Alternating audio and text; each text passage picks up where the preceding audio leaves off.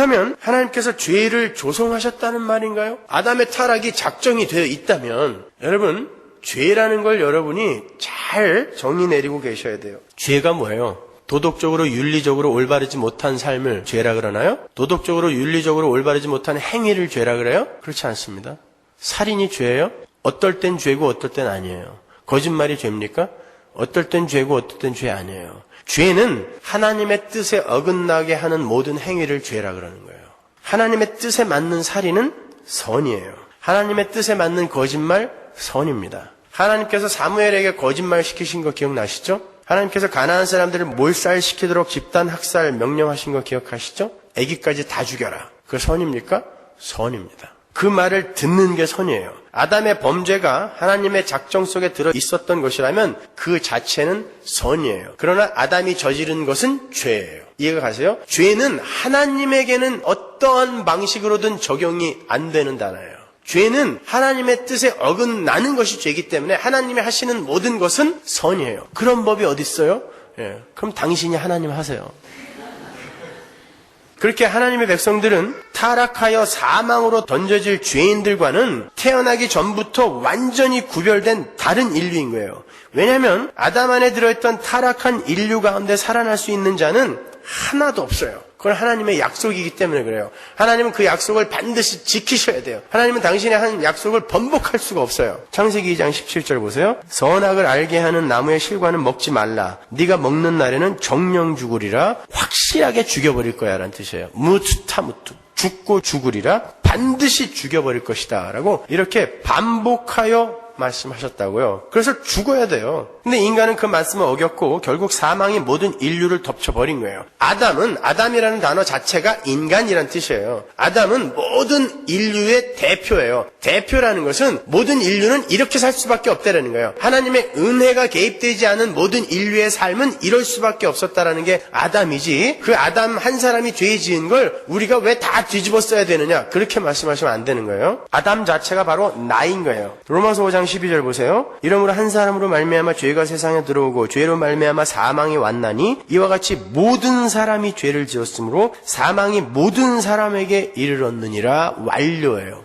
사망이 이르렀어요. 그러니까 거기서 빠져나올 수 있는 인간은 하나도 없어요. 로마서 3장 10절 기록한 바 의인은 없나니 하나도 없으며 깨닫는 자도 없고 하나님을 찾는 자도 없고 다 치우쳐 한 가지로 무익하게 되고 선을 행하는 자는 없나니 하나도 없도다. 저희 목구멍은 열린 무덤이요 그 혀로는 속임을 베풀며 그 입술에는 독사의 독이 있고 그 입에는 저주와 악독이 가득하고 그 발은 피 흘리는데 빠른지라. 파멸과 고생이 그 길에 있어 평강의 길을 알지 못하였고 저희 눈앞에 하나님을 두려워함이 없느니라 함과 같으니라. 죄로 말미암아 첫 번째 아담 안에 있던 모든 사람들은 다 죽어요. 의인은 하나도 없기 때문에 그래요. 이게 우리 성도들과 완전히 다른 사망으로 유기될 인류의 상태이며 운명인 거예요. 다 죽는다. 죽어요. 그렇게 하나님의 작정 속에서 모두 죽어야 할 죄인들로 탄생되는 이들이 바로 불신자들인 거예요. 그들은 새로운 인류로 탄생하게 될 하나님의 자녀들에게 무언가를 설명해 주기 위해 하나님에 의해 유기될 자로 선택이 되어진 사람들인 거예요. 그 중에 의인은 하나도 없어요. 그래서 다 죽어야 돼요. 인본주의자들이 들으면, 휴머니스트들이 들으면 노발대발할 말이지만 사실이 그래요. 우리 인간은 존엄해요. 맞습니다. 존엄해요. 그러나 하나님 앞에서의 인간은 티끌이며 먼지에 불과한 거예요. 우리 인간이 존엄한 것은 하나님과 관계가 있는 인간일 때만 적용이 되는 거예요. 하나님과 관계가 없는 모든 인간은 그냥 티끌일 뿐이에요. 그냥 먼지일 뿐이에요. 이걸 잘 구별하셔야 돼요. 하나님과 관계없는 인간은 그 앞에서 먼지다, 아무것도 아닌 것이다 라는 것은 이사야서에 잘 나와 있어요. 이사야서 40장 17절. 그 앞에는 모든 열방이 아무것도 아니라 nothing이라는 거예요. 그는 그들을 없는 것 같이 빈 것 같이 여기시느니라. 하나님과 관계없는 열방은 하나님이 어떻게 여기신다고요? 없는 것 같이, 티끌로 여기신다는 거예요. 그건 없는 거예요. 원래 먼지예요. 거기에서 올라온 게 인간이거든요. 근데 그들이 하나님과 관계에 있을 때 하나님의 자녀가 되는 거고, 하나님과 관계 없을 땐 다시 눌러 먼지 만드시는 것입니다. 불신자는 먼지인 거예요. 그러니까 우리가 휴머니스트의 입장에서 아니 불신자들은 도대체 뭐야, 그러려면 만들지를 말지, 이렇게 하나님 앞에 대들어서는 안 된다는 것입니다. 그분은 하나님이세요. 우리도 그렇게 먼지에 불과한 자였는데 하나님이 은혜로 새로운 인류로 창조를 해주셨기 때문에 하나님의 백성으로 자녀로 존귀하고 이렇게 엄청나고 귀한 자들이 된 것이지, 우리도 그들과 똑같은 존재들이란 말입니다. 하나님 앞에서는 그걸 배우고 가는 거예요. 이 땅에서. 아니야, 내가 왕이야. 내가 내 인생의 왕이고 나는 우주의 중심이야. 그 자리에서 아니, 너는 먼지야. 근데 하나님이 너와 관계하셔서 너에게 은혜로 찾아가셔서 네가 이렇게 존귀한 자가 된 거야를 배우고 가는 게 우리의 인생이며 신앙 생활인 것입니다, 여러분. 자, 그런데 야곱처럼 태어나기 전부터 하나님의 사랑을 받은 자들이 있으니 그게 바로 교회예요. 성도인 거예요. 죄인은 절대 하나님의 사랑을 받을 수 없죠. 근데 야곱이 태어나기 전부터 하나님의 사랑을 받았다는 것은 그가 태어나기 전부터 의인이었다는 말이에요. 지금부터 잘 구별해서 들으셔야 돼요. 잘못하면 여러분들 이렇게 전후 설명 없이 이 얘기부터 하면 남들한테 나가서 이단이라는 소리 듣습니다. 야곱은 태어나기 전부터 하나님에게 사랑을 받은 자예요. 과거예요. 그러면 죄인은 하나님으로부터 절대 사랑을 받을 수 없어요. 근데 야곱은 어머니의 뱃속에서부터 하나님의 사랑을 받은 자였다면 그는 태어나기 전부터 의인이에요, 죄인이에요? 의인이란 말입니다. 이 세상에 의인은 없나니 하나도 없다고 했는데 어떻게 태어나기 전부터 의인인 사람이 있을 수 있을까?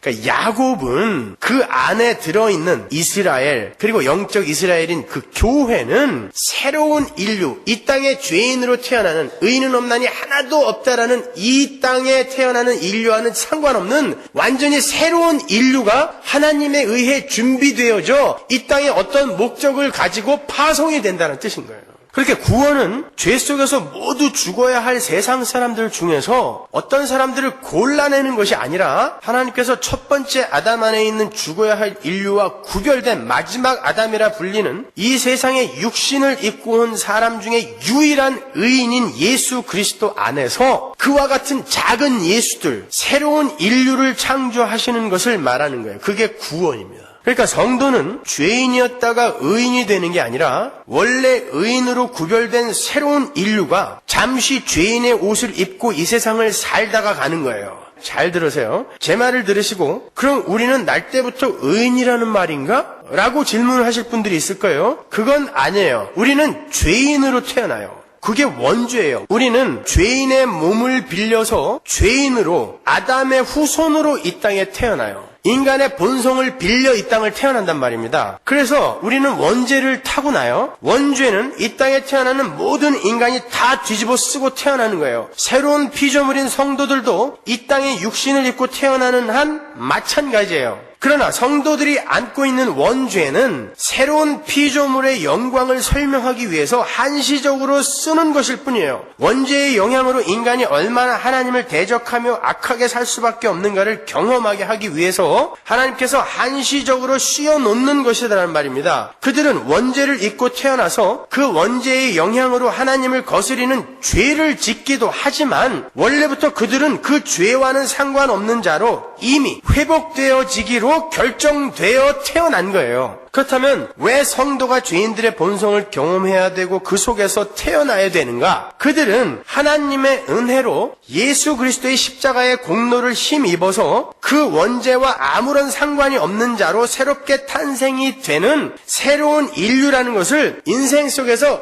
가르치기 위해서 너희들도 이렇게 살 수밖에 없는데 어떻게 이거와 관계없는 자로 지금도 그렇게 살고 있는데 어떻게 나기 전부터 그렇게 의인으로 구별시켜 놨는지 아느냐를 우리에게 가르치는 거예요. 여기는 그러니까 우리 성도들의 훈련장인 것입니다. 교육장인 거예요. 인간은 오직 하나님의 은혜 속에서 그분께 순종하고 복종하는 상태에서 가장 행복할 수 있다는 것을 그와 정반대의 세상에서 하나님을 거역하는 자들의 어두움과 패역함과 추악함을 처절하게 경험하면서 배우는 거예요. 그리고는 자기들이 어떠한 은혜로 새로운 인류로 창조되게 되었는지를 십자가를 통해서 확실히 배우게 되는 거예요. 그게 그거 아닌가라고 반문하실 분들이 있을지 모르겠지만 어떠한 관점에서 바라보느냐에 따라 우리의 자존감과 성도의 위상이 많이 달라져요. 똑같은 죄인들 속에서 무작위로 선택이 되어지는 것과 처음부터 새로운 인류로 구별이 되어서 죄인들의 세상에 이방인으로 나그네로 파송되어 왔다가 돌아가는 것과는 완전히 다른 것입니다. 정리를 하자면 성도는 모두 다 죽어야 할 아담 안의 죄인들 중에 선택되어진 사람들이 아니라 이미 하나님에 의해서 새로운 인류로 창조되기로 작정이 된 완전히 다른 인류라는 거예요. 그들이 역사 속에 들어와서 찰나의 인생을 통과하면서 이방인으로 나그네로 이 땅을 잠시 살다가 하나님은 누구시며 하나님의 은혜는 무엇이며 우리의 신분은 무엇인가를 배우고 가는 것입니다. 그러니까 그러한 성도들에게 이 세상은 뭐예요? 아무것도 아닌 것입니다.